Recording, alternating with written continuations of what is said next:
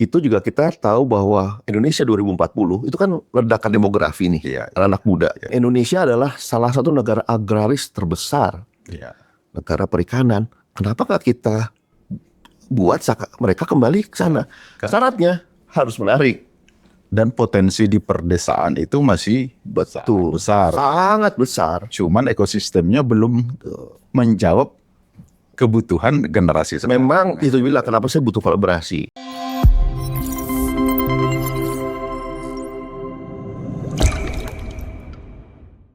Jumpa lagi dalam bincang santai kita kali ini. Kita akan berbincang dengan seorang yang hidupnya didedikasikan dalam dunia human capital. Latar belakangnya luas di industri yang beragam. Dan salah satunya sampai hari ini walaupun sudah di banyak tempat, tapi beliau ini mencintai perkebunan, khususnya kelapa sawit. Seperti apa pandangan beliau, apa yang harus dilakukan, dan inisiatif apa yang terus dan akan dilakukannya. Abang kita, Sulung Raspati. Terima kasih, Bang. Terima kasih, Bang Suparjana. Kita bincang santai saja. Siap. Saya kenal abang itu langsung melekat di kepala saya orang yang bergelut dan mendedikasikan hidupnya di dunia human capital. Dan ini adalah pekerjaan seumur hidup kan gitu ya. Kutukan.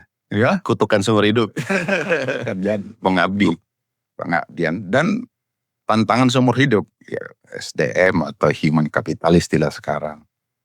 Dan saya ngikutin perjalanan abang juga sekarang memformalisasi kelembagaan yang mendorong perhatian dan inisiatif di perkebunan dalam aspek human capital. Plantation Human Capital Association. Judulnya bahasa Inggris. Tapi saya lihat kata kuncinya perkebunan dan human capital. Bisa cerita sedikit dong? Baik, terima kasih Bang. Sebelum saya perkenalkan diri, nama saya Sulung Raspati. Saya belum lama di dunia HR, baru 30 tahunan lah. Ya. Kalau Abang 35 tahun di sawit, kalau saya 30 tahun dunia HR. Benar, saya sudah mencoba beberapa perusahaan, baik dari perbankan, selain sawit ya, FMCG internasional juga pernah sebagai direktur di sana. BUMN pun pernah, waktu itu saya membantu BUMN kontraktor di perusahaan kontraktor BUMN dan beberapa perusahaan. Dan sekarang saya kebetulan memang aktif sebagai konsultan karena saya ngerasa ilmu saya cukup baik dan saya senang belajar. Ya. Dan memang jujur awalnya kecemplung di dunia HR. Karena saya basic saya komputer. Cuman dari dulu saya sangat suka organisasi. Istilah saya tersesat di jalan yang benar. Tersesat dia benar. Saya dari SMA aktif di OSIS dan segala macam. Dan kebetulan kuliah aktivis start BPM. Jadi waktu itu salah satu bank nasional sedang mencari pegang training center. Officer dari situ jadi HR. Sejak itulah jadi HR. Karena saya ternyata memang senang di HR. HR itu kan tugasnya adalah sosialisasi dengan manusia. Ilmunya adalah ilmu manusia lah. Ya. Dan saya senang pengembangan manusia. Nah jadi seperti itu, dan mulai 2010 saya masuk di kebun sawit ya. Sebenarnya dari salah satu grup perusahaan kami ada sawitnya, saya diminta pegang kelapa sawit. Nah dari situ berawal kenapa saya berinisiasi ngebentuk suatu asosiasi HR kebun sawit, kan dulu belum ada. Jadi saya aktif juga di beberapa komunitas HR ya. Jadi waktu itu ingat saya kebetulan ada salah satu teman saya juga dari kebun sawit. Kenalan di situ lah, ada acara summit. Ada salah satu acara summit, karena sama-sama kebun sawit, senang dong kita ngobrol. Nah itu ngomong tentang engagement. Karena memang di kebun sawit itu engagement itu kan nomor satu. Gimana caranya karyawan betah. Ya. Karena masalah productivity. Dulu saya bilang produktivitas karyawan betah itu adalah kalau Lebaran atau Natal nggak pulang. Berarti dia udah nemuin kampungnya sudah betah. Jadi produktivitas jalan terus kan. Nah jadi waktu itu salah satu engagementnya ngomong adalah, saya ingat tuh dulu, yang jadi pembicaranya itu adalah salah satu dari produk nasional juga kayak biskuit dan segala macam, keju dan segala macam. Dia cerita di perusahaan kami untuk supaya key personnya itu betah, setiap ada anaknya ulang tahun atau apa, dikirimin produk. Oh gitu. Saya tinggal ngomong teman saya, kita nggak mungkin dong kirim TBS ke rumah karyawan. Dan lu nggak masih kirim CPO kan nggak asik juga. Wah ini harus ada salah satu adalah gimana cara engagement. Ya mungkin sebelum ke sana Bang, maksudnya ya supaya apa namanya penikmat podcast ini juga mengetahui, Abang tadi kan beragam ya backgroundnya, tapi saya agak tertarik dengan asosiasi yang baru saja ini. Sudah di tempat lain, di industri lain, tapi masih mencintai sawit. Kenapa gitu? Karena gini, sawit itu industri unik. Oke. Mereka kalau saya bilang kota di dalam kota. Kota di dalam kota. Jadi Oke. kalau ya karena dulu saya suka game kayak SimCity, ngebangun kota, itu sawit seperti itu loh. Gimana caranya supaya orang betah tadi, selain kebun harus bikin emplasment, bikin pendidikan anak. Ada satu kehidupan. Ada satu hidup sosial yang itu jauh di dulu antah berantah gitu loh. Kita ngebun harus 10 jam, 12 jam. Dan kemudian saya bilang tadi kan senang sama kegiatan sosial. Oke. Jadi saya dulu memang memang saya udah di beberapa perusahaan juga saya menjauh. Jadi saya punya mau mewakafkan sebagian waktu untuk tetap mengelola inilah. Kemudian teman-teman masih percaya sama saya. Saya itu sudah tidak di kelapa sawit tapi megang jadi ketua asosiasi itu THC itu 10 tahun. Saya udah bilang saya udah gak di sawit, tapi mereka senang karena engagement. Karena saya bentuk dalam bentuk engagement kan.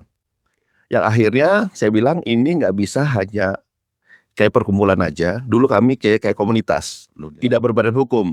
Karena sudah mulai banyak beberapa lembaga hukum bahkan ke Kementerian Pertanian Untuk kerjasama dibutuhkan kerjasama. Sebenarnya kalau kerjasama kan harus berbadan hukum. Akhirnya badan hukum tadinya teman-teman juga minta saya jadi ketua. Saya bilang saya udah gak ada kebun sawit, gak fair kalau ini badan resmi tapi ketuanya bukan dari sawit. Jadi akhirnya saya tetap bantu, jadi tetap founder di ini. Bahkan saya dimasukin ke dalam struktur lagi di bidang kerjasama. Ya sudah saya bilang karena tadi saya happy. Buat saya kalau saya happy nggak masalah. Ini menarik ini, saya ikutin jejak Bang Sulung ini kan di beberapa industri, tapi kok tetap mencintai sawit gitu. Makanya saya tertarik menggali lebih jauh. Sekarang asosiasinya atau kelembagaan kumpulan praktisi ini sudah formal gitu. Sudah formal, sudah baru alhamdulillah akhir tahun lalu. Dan ini tentu akan mau dibawa ke level yang lebih luas, lebih tinggi dengan jejaring. Kira-kira apa yang mau dilakukan dengan lembaga ini? Banyak sih. Jadi pertama pasti kami rapatkan barisan dulu ya. Kan waktu itu kan dalam bentuknya masih belum resmi. Belum ya. Jadi sekarang udah dalam bentuk keanggotaan perusahaan-perusahaan ya, kita rapatkan barisan, memastikan tadi visi misi kita ke depan mau apa. Yang pertama adalah engagement tetap jalan. Terus kita paling kegiatan-kegiatan yang ada lah tadi studi banding. Mungkin nanti ada kayak perekrutan bersama, pelatihan bersama. Kan nggak perlu kan kalau ada perkebunan kecil yang dia hanya butuh 3 orang tapi ngelatih cuma 3 orang. Nah efisien dong. Gimana caranya PHCA kan toh para ahli-ahlinya itu kan dalam situ juga, Pak. Mau ngomong leadership, mau ngomong ahli organisasi, harus di situ. Artinya bisa dikembangkan ke dalam banyak hal. Betul. Jadi saya awalnya pelatihan bersama kah, riset bersama, dan saya akan banyak berkolaborasi. Nah itu yang saya tertarik kata itu, karena di banyak kesempatan Bang Sulung selalu sering menggunakan kata kolaborasi. Ini semangatnya seperti apa kolaborasi? Kita makhluk sosial, Bang, nggak bisa kerja sendiri. Oke, menarik. Setuju dong. Mulai dari kita lahir nggak mungkin dong dari bayi kita sendiri. Kita tetap harus kolaborasi, minta tolong lah sama orang lain. Yang mana kita kerjasama. Kalau dalam sekarang kita kerjasama. Jadi kayak contoh nanti kami dengan Abang Sabda Gapki kita kerjasama. Dari suatu sisi, dari nanti dengan media-media, dengan pemerintahan juga. Karena semakin luas, itu semakin kita bisa buat lebih banyak. Ya. Kami juga menyadari bahwa kami juga kan teman-teman PHC kan juga karyawan semua. Tidak 100% juga mereka bisa meluangkan waktu. Betul. Bahkan saya karena juga punya pengalaman dulu di HC-nya BUMN, memang harus nanti kayak Apindo, bahkan ada bagian khusus yang memang runningin terus. Nanti yang akhirnya tiap-tiap perusahaan itu hanya perwakilan-perwakilan. Itu ke depan. Artinya dibangun kelembagaan yang lebih profesional. Tapi nanti ke depan ya. Sekarang kita makanya masih rapatkan barisan dulu. Menarik secara apa? Karena industri ini kan industri besar ya. Betul. Dan membutuhkan banyak partner lah. Artinya kalau secara judul sudah sangat spesifik, human capital, perkebunan, which is sawit gitu ya. Apa sih masalah perkebunan sawit itu sehingga diperlukan kolaborasi multi pihak yang besar? Tadi loh Bang, kita tuh mengelola sawit itu setahu saya, maaf saya gak terlalu update Bang, tapi setahu saya tahun lalu itu 15-18 juta orang yang bekerja di sawit. Penduduk Indonesia Pak. Belum itu berarti yang sangat membutuhin industri hidup plus keluarganya kan. Belum dengan pihak-pihak lain, dengan vendor segala macam. Jadi ini adalah salah satu industri besar. Dan ada di remote area. Dan ada, masalahnya masih di remote area.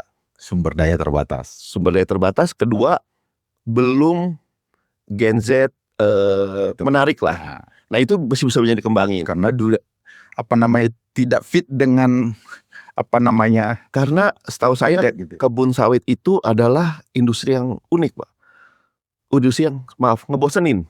Karena hanya itu kan, Bapak rawat muternya di situ aja, balik sini, putar situ lagi. Bertahun-tahun sampai Bapak punya cucu juga, kalau Bapak masih kuat di situ, mupuk di situ, melihara di situ, manen juga putar begitu. Tidak ada variasi. Sementara anak-anak zaman sekarang, generasi sekarang mulai dari milenial butuh sangat variasi. Mereka bosan dikit harus healing. Kan gitu kan anak-anak sekarang gitu. Stres dikit healing. Udah toksik lah. Nah, ini yang saya mau coba juga nanti kembangkan dengan teman PHC, gimana untuk menarik mereka, ciptakan ekosistem yang betul bisa menarik mereka. Kedepannya saya kan juga aktif di salah satu saya sebutnya di HRDI, ada HR Director Indonesia. Itu juga kita tahu bahwa Indonesia 2040 itu kan ledakan demografi nih, anak muda. Kebayang nggak dengan adanya AI yang sekarang di kota-kota itu, yang tadinya ada teman saya cerita dulu pabriknya dia dengan kapasitas sekian punya bisa ngerekrut 5.000-7.000 pekerja. Sekarang dengan kapasitas yang sama hanya butuh 40-50 orang. Karena sudah ada teknologi. AI dalam arti teknologi udah mekanisasi kan. Nah, sisanya mau kemana gitu loh. Sementara kan anak tambah banyak. Dan Indonesia adalah salah satu negara agraris terbesar. Negara perikanan. Kenapakah kita buat mereka kembali ke sana? Syaratnya harus menarik. Dan potensi di perdesaan itu masih besar. Sangat besar. Cuman ekosistemnya belum menjawab kebutuhan generasi. Memang itu bilang kenapa saya butuh kolaborasi. Karena harus ada peran pemerintah yang turun di sini. Dari sisi regulasi lah, dari sisi semua. Dan harus kerjasama bareng. Nggak mungkin hanya pengusaha kebun atau teman-teman HR yang buat seperti itu. Jadi saya senang nih hari ini diundang sama Bang Saragi, kita bisa sharing nih.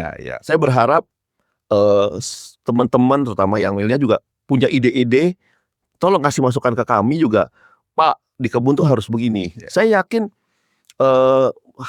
nggak mesti banyak aneh-aneh gitu loh, nggak mungkin harus full wifi, harus full, nggak juga, tapi ada hal-hal yang bisa bikin menarik, yang how mereka itu mau tertarik.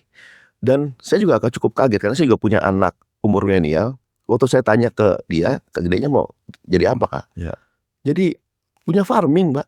Oh gitu ya. Anak-anak sekarang gitu, mereka pengen nanti mereka punya tapi ya farming. Itu farming atau apa? Ya kasar peternakan, mau ayam kah? Mau apa? Mau perkebunan.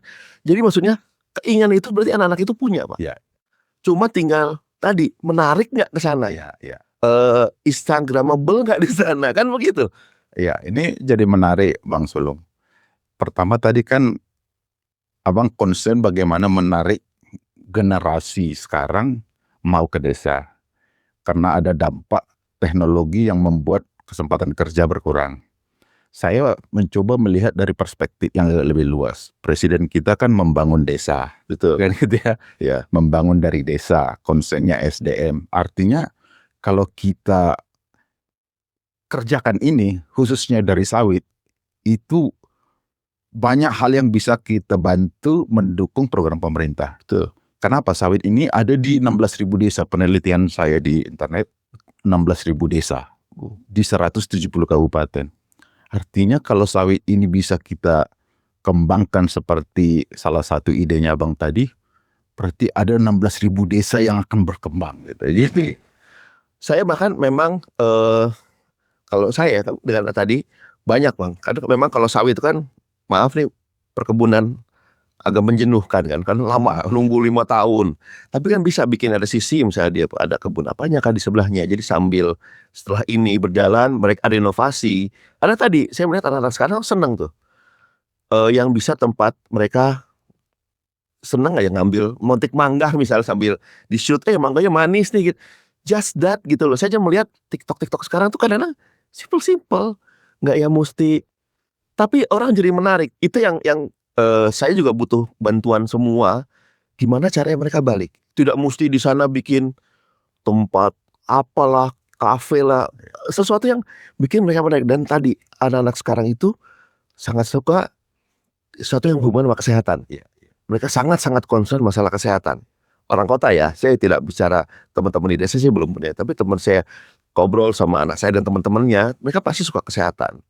Yang mana mereka senang gitu, ada sayur dan segala macam. Dan mereka yang saya suka anak-anak sekarang itu suka menjadi orang bermanfaat. Dulu kemarin saya sempat ada teman-teman saya bikin sedikit kayak bukan ya seperti startup lah, gimana supaya orang mau jadi bermanfaat. Itu ternyata banyak yang suka gitu loh. Gimana dia bermanfaat sama penduduk dari masalah sampah dan segala macam. Anak-anak sekarang itu mau dan mereka nggak mikir duit. Jadi kalau zaman kita kan digaji berapa saya ngurusin gitu kan begitu ya. ini berarti PHC ini sudah beyond sawit, beyond perkebunan, insya Allah ada sesuatu yang mimpi besar gitu. Kita punya mimpi besar tapi berawal dari tadi industri sawit di Indonesia terbesar. Kita udah punya Infrastruktur modal, udah segala macam.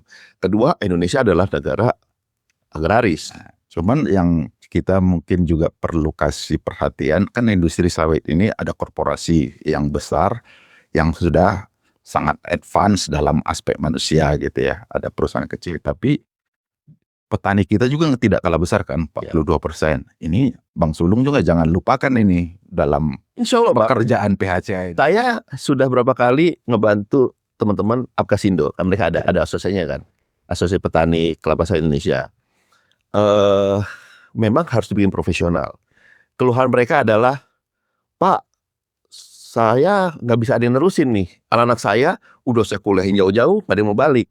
Ya saya dalam hati, ya gimana anak itu mau balik dari kota? Cuma pulang ngelola cuma 2 hektar, 3 hektar. Ya buat mereka nothing gitu loh. Dan membosankan. Why? Karena ada Apkasindo itu kita bikin bukan secara PT, tapi bentuknya jadi korporasi. dikelola secara grup. Apkasindo Lampung kah, Apkasindo mana? Mereka di sana ada berapa anggotanya? Total semuanya ada misalnya 10.000 hektar. Ya itu tinggal ngomong, jadi pembagian keuntungannya adalah berdasarkan hektar yang dia punya. Tapi pupuk bisa beli bareng, ngerjain bisa beli bareng, pekerjaannya pemanen bisa bareng. Hari ini manen bapak ini, besok bapak ini. Kan nggak perlu bapak sendiri nyari pemanen, nyari pupuk, nyari bibit. Ini ke depan lah Pak. Jadi memang kami juga nanti baik kalau salah satu tadi kenapa PHCI menjadi badan hukum, kita solidin dulu. Nanti tadi kita kolaborasi. Kenapa nggak nanti kita juga ikut bangun? Saya dulu juga pernah. Ini ada kayak contoh kita bikin kayak desa wisata. Oke. Jadi selain sawit kita bikin tempat wisata di sana. Karena sekarang saya bilang tadi kan senangnya healing. Di kota toksik. Dan bahkan bisa di beberapa negara udah ada kayak di Jepang, di China, itu simple Pak, cuman yang penting dia bisa jalan-jalan, udara segar, makan makanan hasil daerah situ. Nah, ini saya coba elaborasi lebih luas lagi gitu. Tadi kan menarik satu hal gitu ya. Kemudian untuk membuat ekosistem petani ini juga menarik juga berbeda caranya kan gitu kan. Kalau cuman dikelola oleh satu orang anak muda yang kebun kecil mungkin tidak menarik. Tadi ada juga yang mungkin Bang Sulung dan asosiasi PHCA itu harus pikirkan. Pertama, tantangan industri ini juga kan salah satunya produktivitas gitu ya. Itu berarti perlu disiapkan sumber daya manusia yang terus berpikir tentang efisiensi, produktivitas melalui teknologi. Ada yang tidak kalah penting, yaitu perubahan iklim. Ya. Dan tantangan atau tuntutan pasar gitu. Nah, ini juga Abang harus perkaya dalam perspektif program nanti. Gitu. Sangat setuju Bang, makanya salah satu visi kami ke depan adalah kerjasama dengan semua kolaborasi. Nah, ya. Salah satunya adalah GAPKI, karena kami juga percaya bahwa kami spesialisnya di human resource, Ya. tidak di bisnis. Ya. Jadi kita saling berkolaborasi. Ya. Dari GAPKI sisi bisnisnya, kami perkuat dari sisi human resource. Kan enak tuh. Jadi karena kalau secara bisnisnya udah bagus, pasti para owner, para bos-bos juga suka. Yang pertama adalah mengizinkan tim-timnya udah aktiflah di PHCA, aktiflah di GAPKI. Kan bersinergi, karena saya juga tahu bahwa di kebun sawit itu kan juga salah satu suka dapat black market lah dari negara-negara yang berada di sana yang tidak bisa nanam sawit. Ya. Jadi itu juga harus, walau saya belum ke sana ya, tapi kami tujuan utamanya adalah gimana caranya memperkuat SDM, Ya. kolaborasi dengan semua. Kedua, gimana caranya meningkatkan hasil produksi dari sisi tenaga kerjanya. Nah, kalau dari sisi bisnisnya kita serahkan ke teman-teman. Nah, kita tinggal bicara, Pak, Bapak dari bisnis butuh apa sih, tenaga kerja kayak gimana sih? Ya. Nah, kita godok tuh. Ya. Oh, ini kenapa saya tanya itu? Pertama, dalam pengamatan saya selama ini kan PHC itu lebih ke level di middle management gitu ya, asisten, praktisi. Kebetulan saya kan membidangi ketenaga kerjaan di GAPKI gitu ya. Ini kan ketenaga kerja kalau kita lihat piramida struktur komposisi jumlah pekerja itu kan paling banyak di para pewaza ya. Salah satu tuntutan pasar, bukan hanya tuntutan pasar, tuntutan hukum itu penghormatan hak-hak pekerja. Seperti tidak boleh ada pelecehan, harus ada kesetaraan gitu, tidak boleh ada pekerja anak. Itu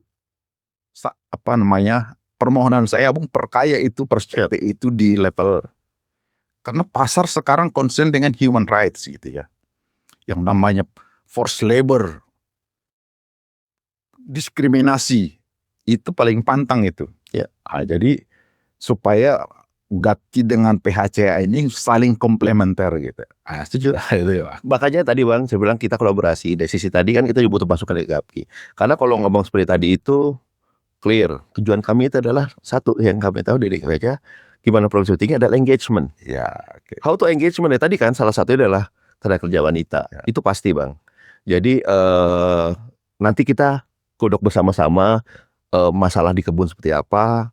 Apakah nanti memang seperti yang di buku Abang itu ada, kita bentuk tim perempuan yang dari mulai all level, dari mulai direksi, ada yang ketuanya adalah perempuan yang Itu salah satu. Ya nanti bisa juga beliau kerja sama Kementerian Perempuan masih. Dan yang menarik, wawasan tentang aspek perempuan itu juga perlu terus digali ya. Betul. Karena seperti Abang bilang tadi, yang dulu kita anggap itu bukan pelecehan, sekarang bisa jadi pelecehan. Betul. Kan gitu. Jadi itu terus diupdate gitu. Karena perempuan itu memang sangat dihormati lah dari sisi semua. Bahkan penemu perempuan juga banyak. Dan Indonesia pejuang perempuan itu sangat banyak. Jadi kami tahulah di Indonesia memang kita harus setara. Dan di kebun sawit sudah banyak leaders perempuan kan gitu. Banyak. Sekarang cukup banyak. Nanti insya Allah Bang, kalau memang ini kita juga masuk di salah satu agenda kami. Kayak saya bilang tadi itu salah satu titik temu kita gitu. Bisa, insya Allah. Kebutuhan industri ada terus berkembang. Salah satu penghormatan pemenuhan hak pekerja. Aspek itu tadi. Jadi SDM yang abang siapkan itu juga harus diberi pemahaman yang lebih up to date. Bagaimana human rights itu diterjemahkan gitu ya, hak-hak pekerja itu. Ada dua sih kalau saya lihat yang di kebun yang maaf ya masih belum terlalu, tapi sekarang udah mulai ya. Ketinggalan dengan industri lain adalah perempuan dan anak. Ya, Perempuan sebagai pekerja maupun sebagai anak, dan anak juga dulu, aduh saya pernah ada sharing cerita ya bang. Jadi dulu saya kan suka lah muter biasa ke emplasmen di kebun. Ya. Once saya datanglah ke salah satu SD kelas 6. Ya. Saya panggil ada anak cowok. Mas, kalau gede mau jadi apa? Itu kan pertanyaan standar buat anak-anak ya. Tahu nggak jawabannya? Saya mau jadi supir truk pak. Kok begitu? Keren. Dia kalau kerja buka jendela, tangannya keluar, rokok. Oh gitu. Saya langsung astagfirullah. Dia bilang, ini anaknya kok. Ya tapi kan dulu kan begitu ya. Maksudnya mereka belum lihat dunia luar pak. Yang dia lihat kan sehari-hari yang di situ. Dia lihat bapak ibunya cuman ke kebun, sebenarnya ini bisa bawa mobil, bisa ngerokok. Saya cuman udah dikasih mimpi yang betul pak. Karena itu tugas kita juga kan pak. Karena mereka adalah calon-calon yang nanti kerja di kebun. Tapi memang tadi plus minusnya adalah yang mereka jadi pinter juga. Tadi kerja di kebun kalau buat mereka nggak menarik, ya pergi pak. Ya. Makanya sekarang di kebun kan juga banyak pokoknya masih udah tua-tua pak. Ini juga itu juga salah satu yang kami akan godok gimana caranya untuk regenerasi dan tadi saya sangat setuju bapak memuliakan dua itu pak, perempuan dan anak-anak. Dan satu juga yang sering dilihat secara keliru ya, bahwa ada isu pekerja anak gitu kan. Ya. Makanya kalau di GAP gitu kan kita bikin panduan bahwa sawit Indonesia itu bukan saja tidak mempekerjakan anak karena itu tidak boleh, tapi sawit ramah anak. Kenapa? Di sana ada sekolah, ada daycare, ada klinik. Nah, itu yang harus sering juga kita narasikan ke publik dan kita buktikan bahwa itu ada gitu. Nah, ini makanya tantangan sawit ini bukan hanya SDM-nya, ini persepsi publik ini. Kan saya udah bilang tadi, kita ngebangun negara dalam negara, ngebangun kota dalam kota, karena memang industri itu. Dan kalau kita perusahaannya besar bisa bikin begitu bang. Abang mau yang cuma kebun 5.000. Kalau itu makanya penting kita untuk memberi video gimana caranya kita part of mungkin CSR teman-teman ya, kita ngebangun sekolah lah di satu daerah-daerah yang bersama. Dan itu juga tugas kita kerja pemerintah juga, karena kan secara perizinannya nanti bagaimana dan segala macam. Itu saya butuh kata-kata di kolaborasi. Kenapa saya garis bawahi kami nggak bisa kerja sendiri. Berarti menciptakan daya tarik, kolaborasi, itu memikirkan bagaimana petani yang menguasai 42% itu juga caranya pasti berbeda kan gitu ya.